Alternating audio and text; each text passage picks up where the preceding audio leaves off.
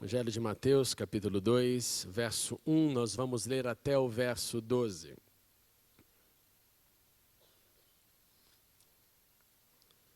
Diz assim o texto: Depois que Jesus nasceu em Belém da Judéia, nos dias do rei Herodes, magos, vindos do Oriente, chegaram a Jerusalém e perguntaram: Onde está o recém-nascido rei dos judeus?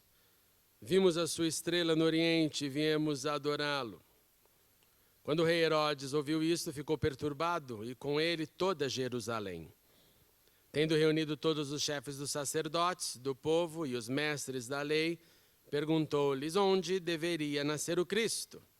E eles responderam: em Belém da Judéia, pois assim escreveu o profeta. Mas tu, Belém da terra de Judá, de forma alguma és a menor entre as principais cidades de Judá, pois de ti virá o líder que, como pastor, conduzirá a Israel, o meu povo. Então Herodes chamou os magos secretamente, informou-se com eles a respeito do tempo exato em que a estrela tinha aparecido. Enviou-os a Belém e disse: vão informar-se com exatidão sobre o menino. Logo que o encontrarem, avisem-me, para que eu também vá adorá-lo. Depois de ouvirem o rei, eles seguiram o seu caminho, e a estrela, que tinham visto no Oriente, foi adiante deles, até que, finalmente, parou sobre o lugar onde estava o menino. Quando tornaram a ver a estrela, encheram-se de júbilo, e ao entrarem na casa, viram o menino com Maria, sua mãe, e prostrando-se o adoraram. Então abriram seus tesouros e lhe deram presentes, ouro, incenso e mirra. E tendo sido advertidos em sonho, para não voltarem a Herodes, retornaram à sua terra por outro caminho. Oremos uma vez mais. Obrigado, grande Deus, por este culto, por esta celebração, nós te agradecemos. Oramos também pelos nossos irmãos que estão agora com seus familiares, viajando, tendo um tempo de descanso. Sê também com eles, ministrando paz e a tua alegria. E por nós, Senhor, nós juntos agora suplicamos que o teu Espírito fale conosco. Abra o nosso entendimento. Abençoe também as crianças no berçário. E continue com toda a sua igreja. E fale ao nosso coração. Em nome de Jesus. Amém. E amém. Podemos assentar.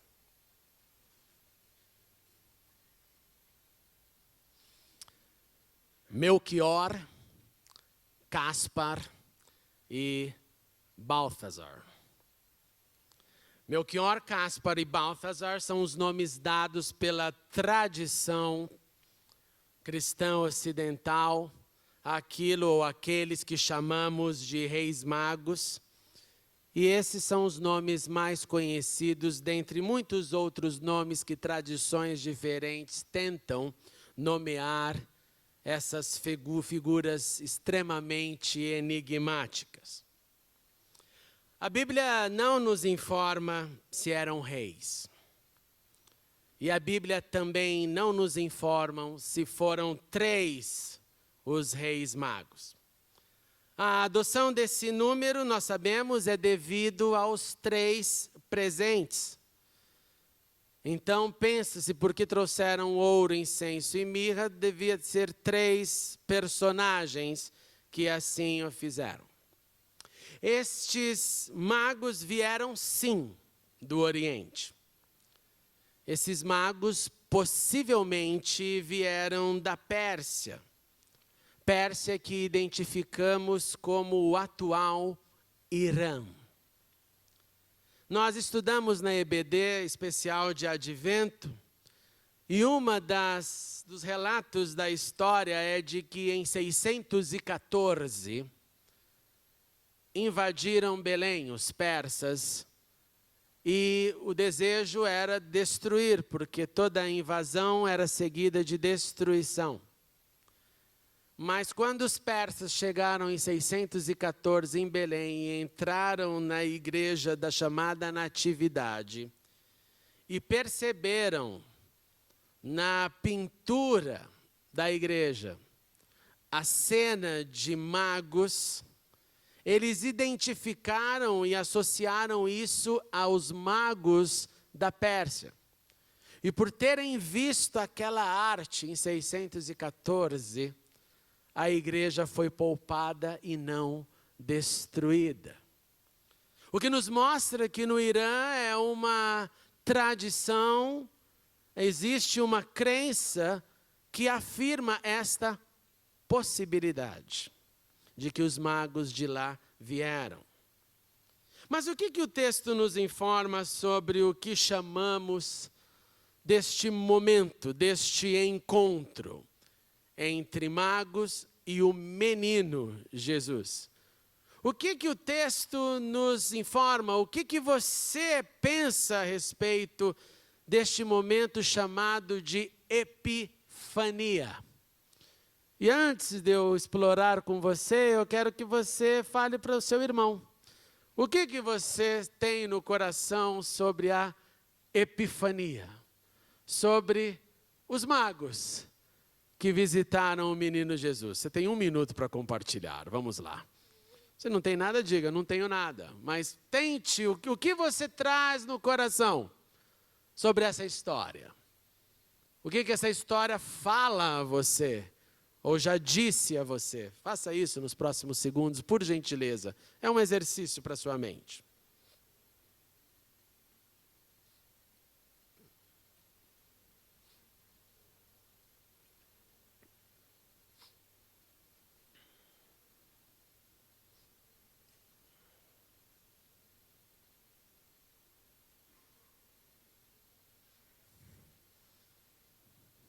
É um tema interessante.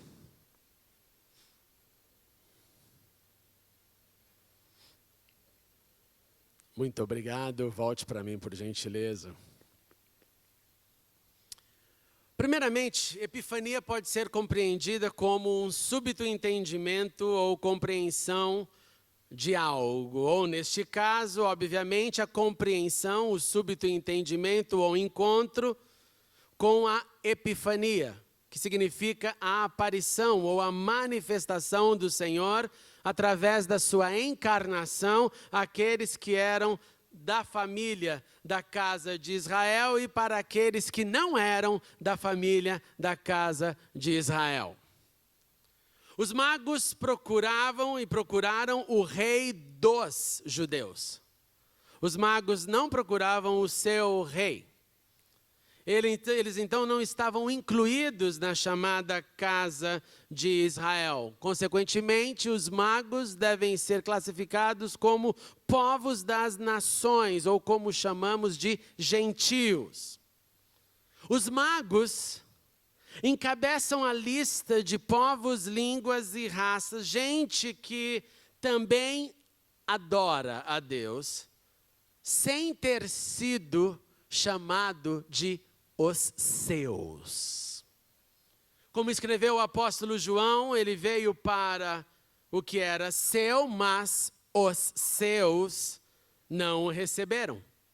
Contudo, aos que o receberam, aos que creram em seu nome, deu-lhes o direito de se tornarem filhos de Deus, aos quais não nasceram por descendência natural, nem pela vontade da carne, nem pela vontade de algum homem, mas nasceram de Deus.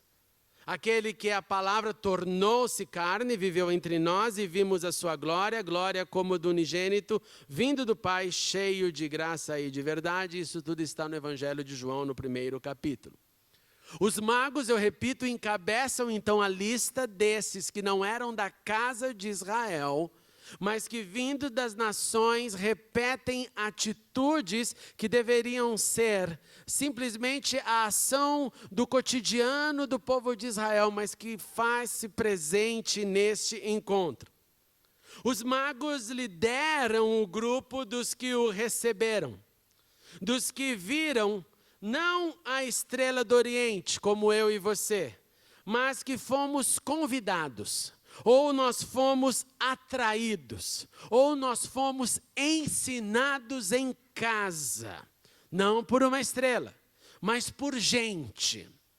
por gente que o adorava, por gente que adorou ao Senhor antes da minha vida e que passou para mim este conhecimento. Os magos lideram um grupo de gente que atrai, gente que parece ainda exalar o incenso que os magos levaram de presente para Jesus. Gente que tem o bom perfume de Cristo e que por atrair gente serve como uma estrela. Gente que reparte o que recebeu. Gente que encaminha outros até Belém. E não para em Belém. Não fica só na cena. Os magos lideram a lista de gente que levam pessoas do nascimento à vida, da morte ao sofrimento à ressurreição. Os magos estão na frente dizendo: há espaço para outros. Os magos representam aquilo que depois Paulo faz uma sistematização de ideias vindas da revelação do Espírito, de que o que Deus fez com o povo para depois incluir o outro. Os magos, sem nenhuma sistematização, simplesmente aparecem, sem dizer, dizendo: nós somos os primeiros. Os magos representam gente de jornadas e caminhos diferentes. Se você analisar bem muitas das tradições, e eu repito, tradições, não estou relatando fatos históricos, estou relatando tradições, elas sempre colocam os magos como provindos de várias regiões. Pérsia, Babilônia, até Índia. Gente que representa longas jornadas, longas viagens, longas tentativas. Gente que não mede esforço. Porque, irmãos, cá entre nós, você ver uma estrela e sair seguindo essa estrela, só mesmo por ação do Senhor Deus. Da mesma forma como eu e você. Saímos do nosso domingo à noite e viemos para a igreja, só mesmo porque entendemos o Senhor Deus. Os magos representam aqueles que num determinado momento experimentam a sua própria epifania. Experimentam a sua constatação de que há algo superior, que vem de uma outra camada. E esse algo do superior me chamou. Esse algo acima da minha razão me chama. Os magos representam aqueles que tiveram esta súbita sensação de entendimento, de compreensão não totalmente compreendida, porque eu vou sair da minha zona de conforto para adorar um rei que não é meu. Não há compreensão plena nesta equação. Há algo no interior, um sentimento de, parece que é esta peça deste quebra-cabeça daquela cena. Eu quero contemplar isso. É algo superior. Os magos representam aqueles que tiveram essa sensação, como hoje ouvimos durante o nosso batismo. Gente que sentiu no coração algo, como eu e você um dia sentimos que fomos batizados e entregamos toda a nossa vida ao Senhor. Eles representam também a continuidade de uma prática que está contida no ato de adoração, que é a junção ou a expansão daquilo que eu faço como resultado do espiritual, na expansão ou na manifestação do que é físico. O que isso quer dizer? O patriarca Abraão, diante de Deus, constrói um altar. Diante de Deus, ele teme a Deus, ele adora o Deus e ele traz as suas ofertas, ele tem os seus momentos, os seus pactos ou acordos com Deus.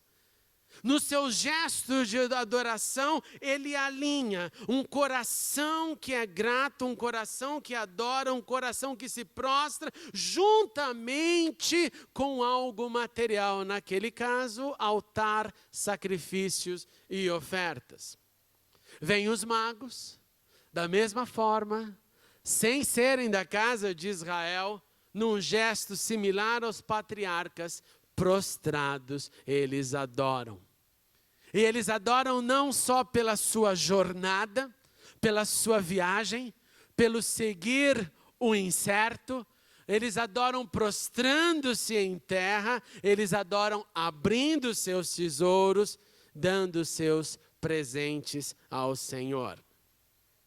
Os magos representam também uma certa inocência. Uma inocência que não está separada do discernimento. Inocência que os leva por constatação ao rei Herodes, Herodes o Grande. Herodes, rei da Judeia. E se eu procuro um rei, o único lugar que eu devo ir é onde a monarquia está baseada. Eu vou até o rei e pergunto, onde está, qual é o paradeiro deste rei? Eu tenho que buscar o rei dentro da monarquia, dentro da família real. Eles têm então uma lógica, eles possuem uma razão, mas prestem atenção. A razão dos magos não ofuscou o seu caminhar quando seguiram o sinal dos céus. Eles tinham uma boa lógica, mas eles seguiram aquilo que não é tão lógico. Eu sigo uma estrela até onde? Até quando? Eles olharam para as coisas dos céus, e as coisas dos céus, irmãos e irmãs, muitas vezes elas contrariam a razão. Os céus muitas vezes contrariam a terra, os céus contrariam o óbvio. Mas os céus, aleluia, sempre nos guiam para o lugar certo ou para o certo lugar. Por isso, na inocência deles em relação aos planos de Herodes, e os planos de Herodes eram planos de morte, os planos deles não era de adorar o rei, os planos deles, como nós veremos posteriormente, durante esta estação, eram planos de matança. Eram planos de eliminar riscos para o seu reinado. Porque para Herodes o seu poder estava baseado na cadeira que o Senado romano deu. Para Herodes ele estava lá como fruto de uma conexão com os romanos. Ele estava lá como fruto de canetada, como diríamos. Alguém que vai resolver o meu problema e vai cuidar dos meus interesses. Mas os magos, na sua inocência, eles são protegidos por Deus. Porque protegidos por Deus somos quando olhamos os sinais dos céus e confiamos nos céus. Um dia alguém disse para mim que não haveria como, de maneira nenhuma, manter integridade na nossa terra, no nosso país. Um dia alguém teve uma longa discussão comigo, tentando dizer não dá, não dá, não dá e não dá. Até que eu disse, e se for a preço de sangue, dá ou não dá? E preço de sangue aqui eu não me refiro a nenhuma guerra. Eu me refiro a ser íntegro até a morte. Ser íntegro custe a vida ou custe a morte. E aí a conversa terminou aí, porque, irmãos, eu nunca acreditei que um sistema de Herodes aos de hoje podem dizer para um servo de Deus, você não é voz, você não fale nada, você acostume-se com o errado, você acostume-se com o jeitinho, você dance o canto da terra, você faça o que todos fazem, senão algo pior acontecerá. E o meu questionamento foi que algo pior aconteça. Porque para os magos a relação aqui é simples, eles vão, eles ouvem, eles não sabem do plano, mas existe um Deus cuidando deles, o Deus por trás da estrela. O Deus que cuida dos seus filhos. E se tivesse que acabar essa história diferentemente do que acabou, e os magos foram assassinados por Herodes, que descobriu todo o plano e mandou as suas carruagens atrás deles e mataram a todos que adoraram a Jesus. Qual seria a diferença? A diferença seria nenhuma. Eles teriam feito a jornada da mesma forma, eles teriam batido na casa real da mesma forma, eles teriam adorado, presenteado ao Senhor da mesma forma. Então, quem segue os céus, quem segue o Senhor do alto céus, precisa confiar no Senhor do alto céus em todo momento, em todo o tempo. Pois eu repito, as coisas dos céus muitas vezes contrariam a razão da terra, contrariam o óbvio, mas sempre nos guiará para o certo lugar. A estrela novamente aparece, os magos não estão mais com Herodes, e a estrela continua a sua jornada até o destino final, e ali, para naquele momento, onde estava o menino. Se tiver replay no céu, eu quero ver essa cena. Essa cena deles chegando e é aqui. O que nós iremos encontrar? É aqui. Será que vão nos receber? É aqui. E quando chegam lá, vem esse menino com Maria, sua mãe. E aí começa o ato de adoração. Adoração que se prostra. Adoração que presenteia. Adoração que contempla. Adoração que vibra. É a adoração corredores da linha de chegada. Você fala, cheguei. É a adoração do término do bom combate, a adoração do concluir, missão cumprida. E após a adoração, antes de a vida voltar para o seu rumo, eles são uma vez mais dirigidos pelos céus. De alguma forma, por sonho, repete-se aquilo que aconteceu com José. José, quando ouviu sobre Maria, Maria grávida, eu vou deixá-la secretamente, vem a interferência dos céus e o anjo o visita e naquele momento ele entende que os céus está dando uma direção. Os magos foram visitados em sonho para não voltarem a Herodes, mas para retornarem para a sua terra por um outro caminho. O que também, irmãos e irmãs, parece ser mais um exemplo que os magos nos dão. Exemplo que talvez nos mostre que após o encontro com o Senhor, nós nunca mais voltamos para o antigo caminho. Nós nunca mais andamos por onde trilhamos. Irmãos e irmãs, em sua jornada de vida, na minha jornada de vida, nós teremos, talvez você esteja vivenciando isso hoje, nós experimentamos algumas epifanias. Nós experimentamos aqueles momentos quando tudo faz sentido, entendi por que isso aconteceu.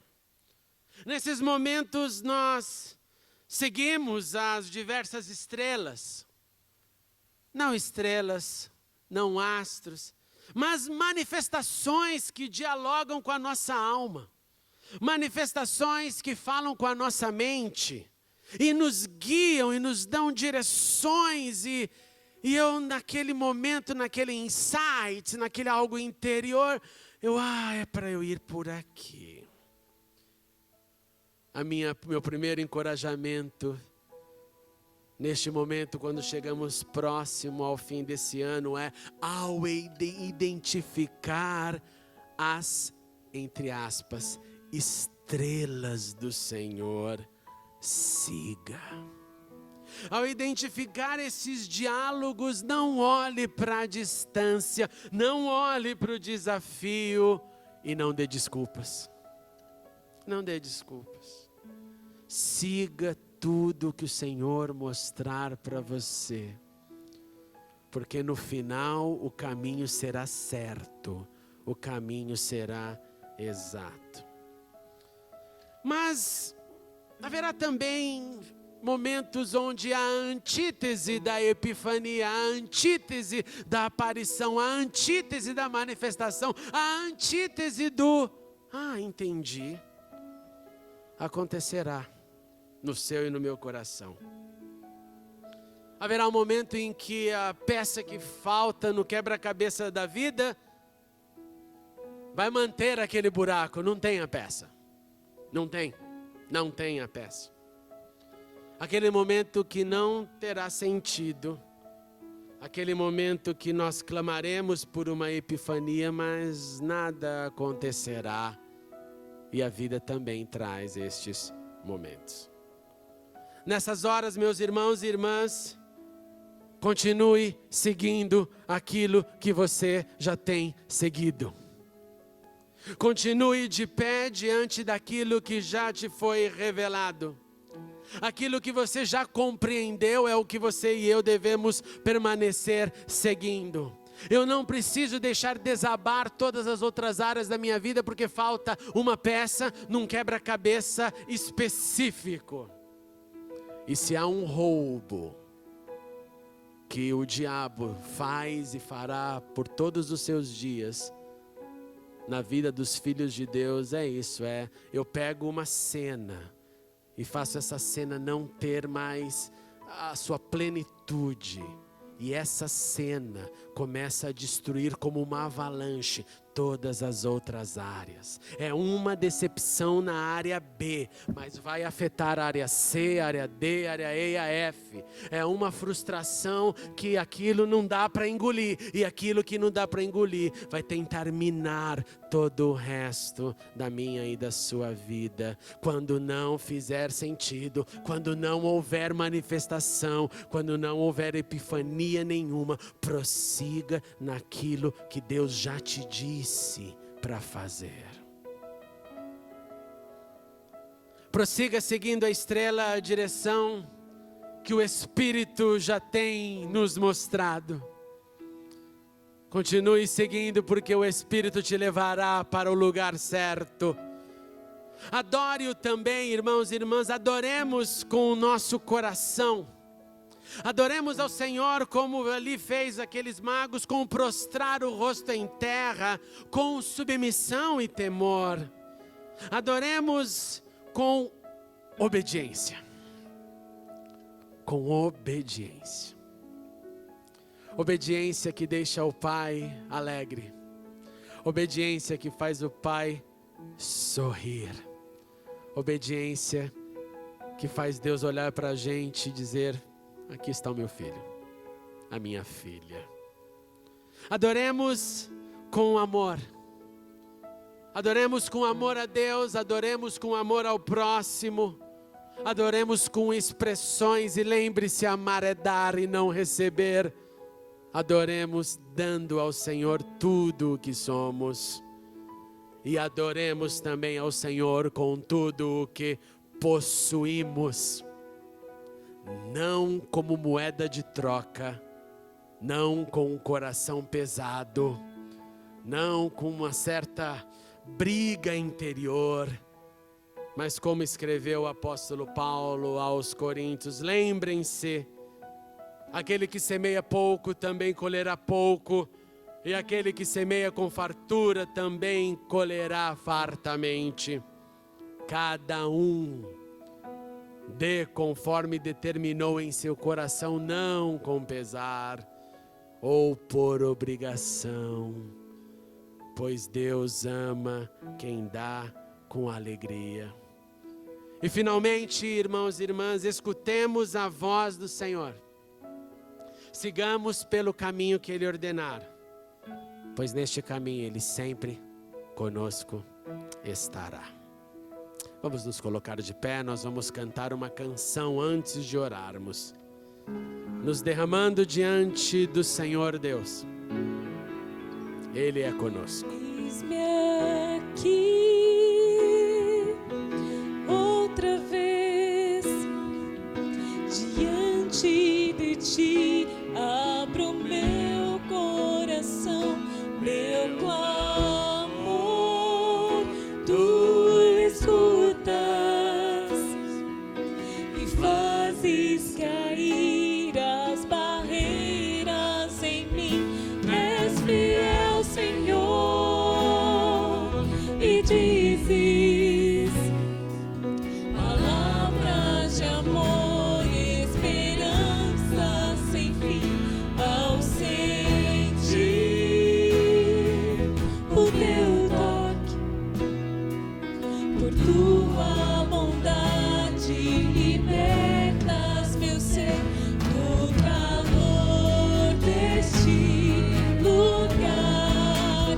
Eu venho me derramar, dizer que te amo, me derramar, dizer que preciso, me derramar, dizer que sou grato, me derramar, dizer que és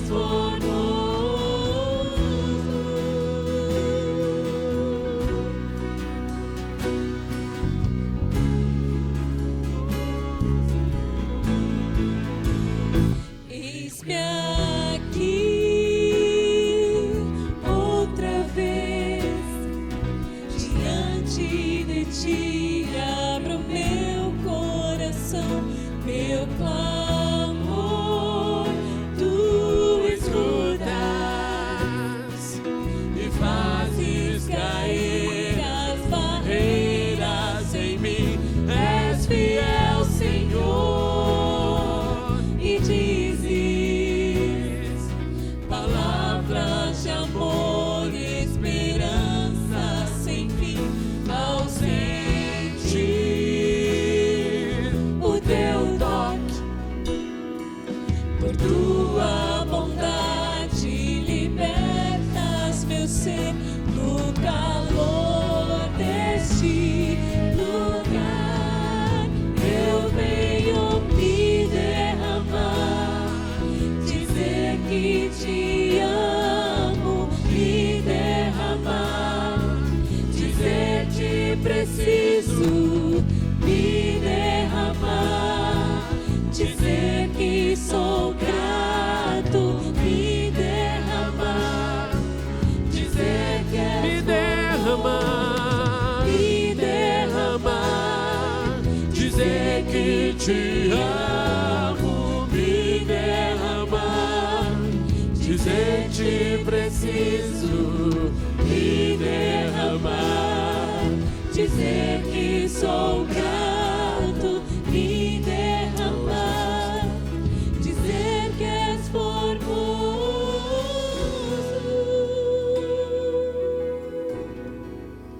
Sim, Senhor, nós nos prostramos aos seus pés em nosso coração, adorando o teu nome, e queremos adorá-lo com tudo o que somos, com tudo o que temos. Queremos seguir, Senhor, a tua direção, direção que tem um lugar certo para todas as áreas da nossa existência. Queremos não ser vencidos pelas distâncias, pela jornada. Sabemos que o Senhor nos protegerá, que o Senhor cuidará de nós. E pedimos, Senhor, a tua advertência, a tua exortação, a sua manifestação de amor, para que possamos trilhar somente o caminho que o Senhor tem para nós. Em nome de Jesus, Senhor, ajuda-nos diante daquilo que enche o nosso coração, prosseguir em adoração, e ajuda-nos diante daquilo que não entendermos, também prosseguirmos em adoração ao Deus vivo. Ajude-nos, Senhor, a manter este coração que celebra, que celebra o Rei, que não é somente o Rei dos judeus, mas é o Rei também da nossa história, Rei da nossa vida, Rei do universo, Cristo Jesus. E dá-nos nesta estação, Senhor, reflexões sobre o nosso caminhar, sobre as nossas jornadas, sobre o nosso servir, sobre a nossa obediência, sobre o nosso seguir até o fim, sobre o nosso discernimento de ouvir a Deus e a Deus somente, de ouvir os céus acima de tudo.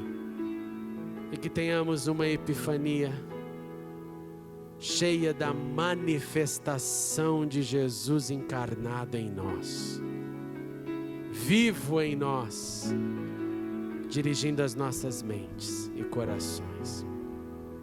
Assim nos derramamos na sua presença, assim pedimos a sua graça sobre graça, hoje e sempre, porque confiamos em Ti.